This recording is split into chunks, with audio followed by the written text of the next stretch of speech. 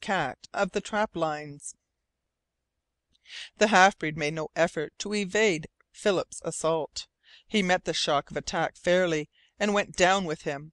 But this time his back was to the watchful semicircle of dogs, and with a sharp, piercing command he pitched back among them, dragging Philip with him. Too late Philip realized what the cry meant. He tried to fling himself out of reach of the threatening fangs, and freed one hand to reach for his pistol. This saved him from the dogs, but gave the half breed his opportunity.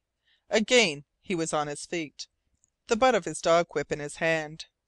As the moonlight glinted on the barrel of the automatic, he brought the whip down with a crash on Philip's head, and then again and again, and Philip pitched backwards into the snow.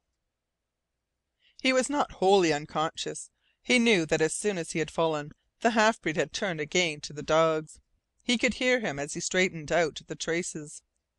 In a subconscious sort of way Philip wondered why he did not take advantage of his opportunity and finish what he had failed to do with the bullet through the window. Philip heard him run back for his gun, and tried to struggle to his knees. Instead of the shot he half expected, there came the low "Hoosh, hoosh, marsh!" of the forest man's voice. Dogs and sledge moved. He fought himself up and swayed on his knees, staring after the retreating shadows. He saw his automatic in the snow and crawled to it. It was another minute before he could stand on his feet, and then he was dizzy. He staggered to a tree and for a space leaned against it.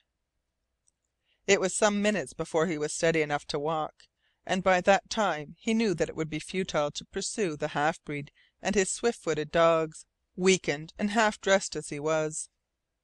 Slowly he returned to Adare House, cursing himself for not having used his pistol to compel Jean's surrender. He acknowledged that he had been a fool, and that he had deserved what he got. The hall was still empty when he re-entered it. His adventure had roused no one, and with a feeling of relief he went to his room. If the walls had fallen about his ears he could not have received a greater shock than when he entered through the door. Seated in a chair close to the table, looking at him calmly as he entered, was Jean Jacques Croisset. Chapter 12.